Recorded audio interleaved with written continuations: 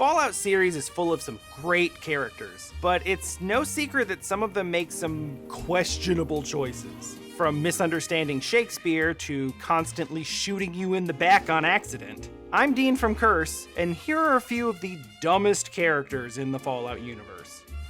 President Dave of the Republic of Dave loves the idea of bureaucracy. His republic consists of 9 people, all of which are either his wives or his children. Yet, for this, he has a complex set of laws, a military, a tourism office, an immigration bureau, and the Bureau of Dave-like Activities. As president, I am head of the Department of Tourist Rights, the Office of Immigrant Affairs, and the Bureau of Dave-like Activities. In the Republic of Dave's school, they teach that the Earth is at least 50 times the size of a model globe. They also have a Brahmin skull on display in the Museum of Dave that they call a Deathclaw skull. If Dave loses re-election, he leaves for Old Only to establish the one-man new Republic of Dave. There, he will be brutally mauled to death by actual Deathclaws, unless the Lone Wanderer clears them out before he gets there. The Courier meets Oliver Swanick fairly early in the search for New Vegas. He's the guy who runs out of Nipton screaming about winning the only lottery that matters. What lottery? The lottery, that's what lottery! Are you stupid? Only lottery that matters. Oh my god, smell that air!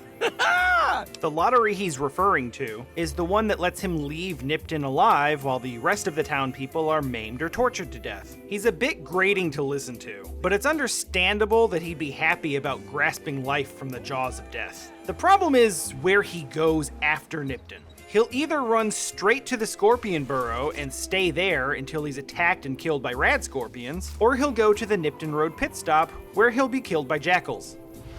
The issue with the Brotherhood of Steel's Knight Rhys is in his attitude. No matter what you do for the Brotherhood of Steel, no matter how important you become, Rhys will never, ever stop treating you like garbage. I don't know, I'm not sure. Not sure. Funny, that's exactly how I feel. About you. Eventually, you can do enough work for the Brotherhood to become a Sentinel, at which point you will outrank him, and he will eventually apologize for how he treated you. Excuse me, ma'am. I wanted to formally apologize for the way I treated you. It was wrong, and I'm prepared to accept the consequences. That's great, and then the next time you talk to him, he'll go right back to treating you like crap. I don't know, I'm not sure. You better get sure, and quick. It's like none of that stuff ever even happened. Also, Rhys apparently forgets that the Brotherhood of Steel cares very much about the chain of command. As a person, Ian is fine. He's straightforward and driven in his work as a guard, and aside from being a bit aggressive, he doesn't do anything too stupid. In battle, however, he has a bit of a reputation. He's a good shot with an automatic weapon, but he has a tough time discerning between targets. Ian is about as likely to kill you as he is to kill an enemy. Ian won't think twice about shooting at a rad scorpion if you're standing between him and it. And if you happen to absorb most of the bullets that were meant for that rad scorpion, well, that's just collateral damage. Because Ian doesn't appear to understand that friendly fire is a thing, he also doesn't have any hesitation about stepping in your line of fire either. Bittercup is an insufferable goth girl who is much too busy thinking about how dark and edgy she is to care about her town being in constant peril. She's an example of someone who hasn't exactly adapted to her circumstances. She's like a moody suburban teen, despite the fact that she lives in Big Town, a settlement under constant attack by super mutants. She has also dated and dumped basically every single man in town. Don't you judge me. It's not my fault that the only guys in this town are liars and jerks. But never really took serious romantic interest in any of them. She also applies chalk from the wasteland as makeup. That's why I never go out during the day. The moon has such a better shine to it than the sun. It takes a very special kind of person to rub stuff all over your face that you just find at random in the radioactive wasteland. But that's just Bittercup. Also, and I cannot stress this enough, she actually unironically calls herself Bittercup. Oh, hi there, I'm Bittercup. Strong is a super mutant, and intelligence isn't his strong suit. He's just a big, powerful brute. Commonwealth celebrity Rex Goodman tried to teach him Shakespeare. I started with Macbeth. I guess they found it funny. All of them except Strong here. But he took the metaphor in Macbeth about the milk of human kindness way too literally. Now he thinks that he needs to drink some kind of milk to make super mutants as successful and powerful as humans. Strong will find milk. Strong will drink milk. Strong will have secret power of humans. Really, the only thing that separates him from a regular bloodthirsty super mutant is that he reluctantly believes he may need to work together with humans sometimes to obtain the strength necessary to destroy them. Strong find milk. Drink milk. Make super mutants stronger than humans. He is also incapable of sneaking and will often dash in with a melee weapon when you're trying to be subtle. Miria and Davin are the children of Grisham, the slaughterhouse owner in Modoc.